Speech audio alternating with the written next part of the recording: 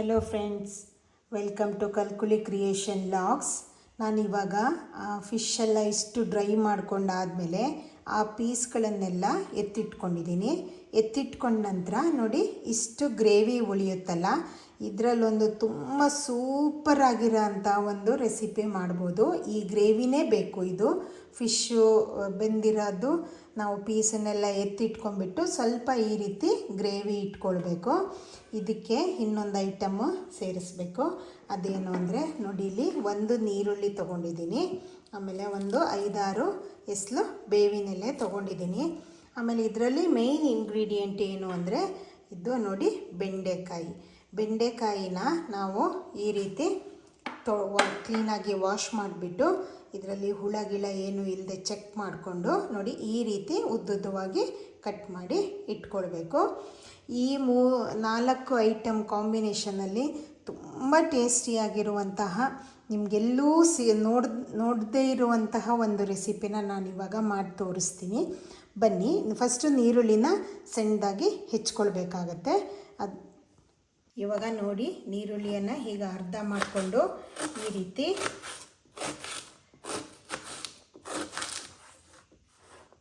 ಈ ರೀತಿ ಚಿಕ್ಕದಾಗಿ ಪೀಸ್ ಮಾಡ್ಕೊಳ್ಳಿ. ಹೀಗೆ ಪುಟ್ಟದಾಗಿ ನೋಡಿ, ಈ ರೀತಿ ಆಗಬೇಕು. ಹೀಗೆ ಒಂದು ನೀರುಳ್ಳಿಯನ್ನು ಫುಲ್ಲು ಕಟ್ ಮಾಡ್ಕೊಳ್ಳಿ. ಇವಾಗ ನೀರುಳ್ಳಿ ಕಟ್ ಮಾಡ್ಕೊಂಡಿದ್ದೀನಿ.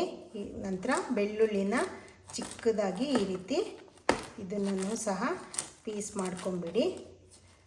ಇಲ್ಲ ನಿಮಗೆ ಈ ಥರ ಚಿಕ್ಕದು ಬೆಳ್ಳುಳ್ಳಿ, ಇದು ಬೇವಿನ ಸೊಪ್ಪು ಸಿಕ್ಕೋದು ಇಷ್ಟ ಆಗಲ್ಲ ಅಂತಾದರೆ ನೋಡಿ, ಈ ರೀತಿ ಇದನ್ನು ಮಾಡ್ಕೊಳ್ಳಿ. ಇದಕ್ಕೆ ಇನ್ನೊಂದು ಐಟಮನ್ನು ಸೇರಿಸಬೇಕು. ಅದೇನು ಅಂತ ತೋರಿಸ್ತೀನಿ. ಇದು ನೋಡಿ, ಇದು ಕ್ರಷ್ ಮಾಡಿರುವಂತಹ ಬೆಳ್ಳುಳ್ಳಿ.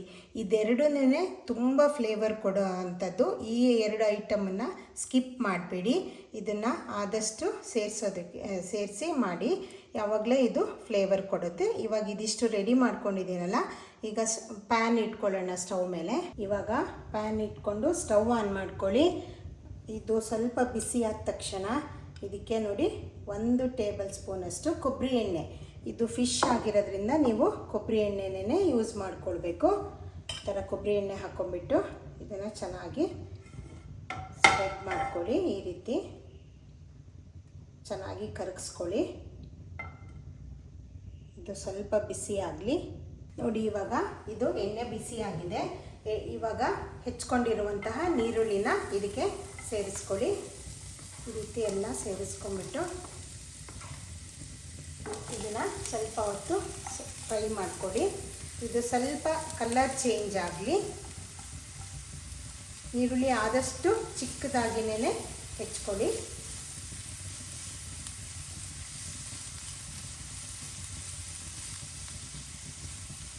ನೋಡಿ, ಈ ರೀತಿ ಫ್ರೈ ಆಗಲಿ.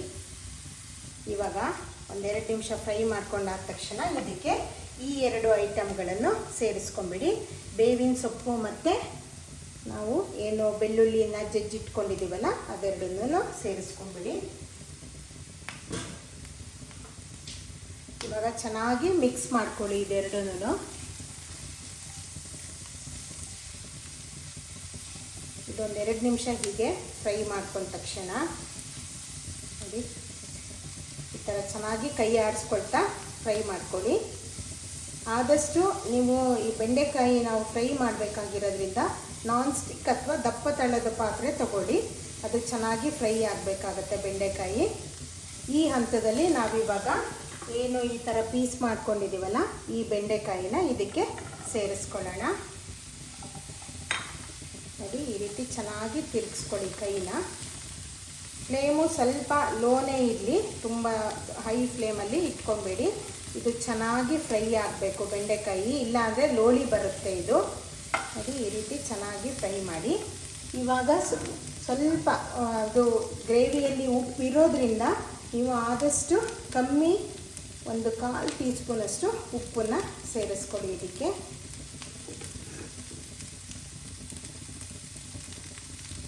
ಇವಾಗ ಚೆನ್ನಾಗಿ ಇದನ್ನು ಕೈ ಆಡಿಸ್ತಾ ಇರಿ.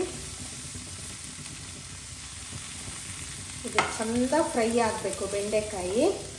ಒಂದು 5 ನಿಮಿಷನಾರು ನೀವು ಚೆನ್ನಾಗಿ ಫ್ರೈ ಮಾಡಬೇಕಾಗತ್ತೆ. ನೋಡಿ, ಇದು ಸ್ವಲ್ಪ ಹೊತ್ತು ಈ ಥರ ಫ್ರೈ ಆದ ತಕ್ಷಣ ಒಂದು ಲಿಡ್ನ ಕವರ್ ಮಾಡಿ ಒಂದು 5 ನಿಮಿಷ ಬಿಡಿ, ಅದು ಹಾಗೆ ಫ್ರೈ ಆಗಲಿ. ಅದು ನೋಡಿ, ಮಧ್ಯ ಮಧ್ಯ ಸ್ವಲ್ಪ ಮುಚ್ಚಳ ತೆಗೆದುಬಿಟ್ಟು ಈ ಥರ ಸ್ಟಿರ್ ಮಾಡ್ಕೊಳ್ಳಿ. ಆವಾಗ ಎಲ್ಲ ಕಡೆಯೂ ಚೆನ್ನಾಗಿ ಬೇಯುತ್ತೆ ಇದು. ಇಲ್ಲ ಅಂದರೆ ಒಂದು ಸೈಡ್ ಬೆಂದು ಇನ್ನೊಂದು ಸೈಡು ಹಾಗೆ ಹಸಿಯಾಗಿ ಇರುತ್ತೆ. ಅದಕ್ಕೇ ಚೆನ್ನಾಗಿ ಇದು ಬೇಯಬೇಕು. ನೋಡಿ, ಈ ರೀತಿ ಎಲ್ಲ ಕೈ ತಿರ್ಗಿಸ್ಕೊಂಡು ಮತ್ತೆ ಲಿಡ್ನ ಕವರ್ ಮಾಡಿ ಮತ್ತೆ ಬೇಯಲಿ ಇದು.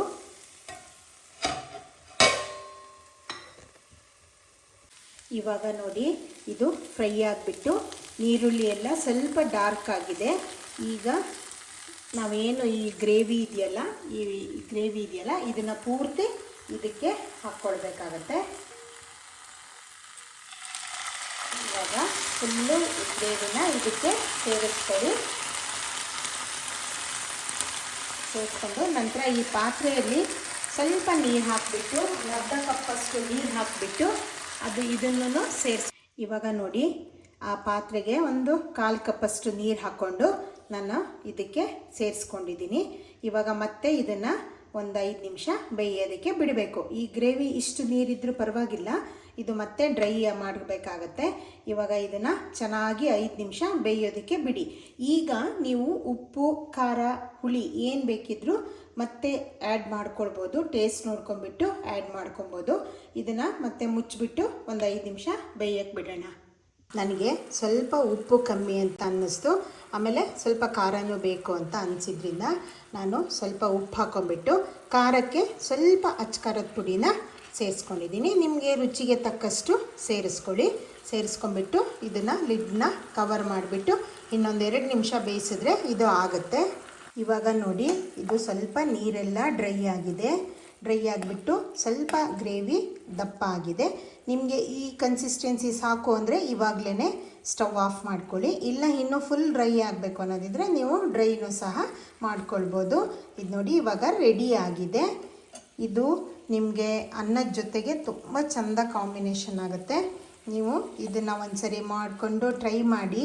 ಇದಕ್ಕೆ ಸ್ವಲ್ಪ ಹುಳಿನೂ ಇದ್ರೂ ತುಂಬ ಹುಳಿ ಹಾಕ್ಕೊಳ್ಬೇಡಿ. ಸ್ವಲ್ಪ ಹುಳಿ ಉಪ್ಪು, ಖಾರ ಎಲ್ಲದೂ ಒಂಚೂರು ಜಾಸ್ತಿನೇ ಇರಬೇಕಾಗತ್ತೆ. ನೋಡಿ, ಇದನ್ನು ತುಂಬ ನಿಮಗೆಲ್ಲೂ ಸಿಗದೇ ಇರೋಂತಹ ಒಂದು ಯುನೀಕ್ ಆಗಿರುವಂತಹ ರೆಸಿಪಿ ಇದು. ನಮ್ಮ ಅತ್ತೆ ಮನೆಯಲ್ಲಿ ಮಾಡ್ತಾಯಿದ್ರು. ನನಗೆ ತುಂಬ ಇಷ್ಟವಾದ ಒಂದು ರೆಸಿಪಿ ಇದು. ಹಾಗೆಯೇ ಈ ರೀತಿ ಅಪರೂಪದ ಒಂದು ರೆಸಿಪಿಗಳಿಗಾಗಿ ನನ್ನ ಕಲ್ಕುಳಿ ಕ್ರಿಯೇಷನ್ ಚಾನಲನ್ನು ಸಬ್ಸ್ಕ್ರೈಬ್ ಮಾಡಿ, ಹಾಗೆ ಲೈಕ್ ಆ್ಯಂಡ್ ಶೇರ್ ಮಾಡಿ, ಹಾಗೆ ಬೆಲ್ ಬಟನ್ ಪ್ರೆಸ್ ಮಾಡಿ. ಇಂತಹ ನಿಮಗೆ ತುಂಬ ಅಪರೂಪದ ರೆಸಿಪಿಗಳನ್ನು ನಾನು ನಿಮಗೆ ತಿಳಿಸ್ಕೊಡ್ತೀನಿ. Thank you.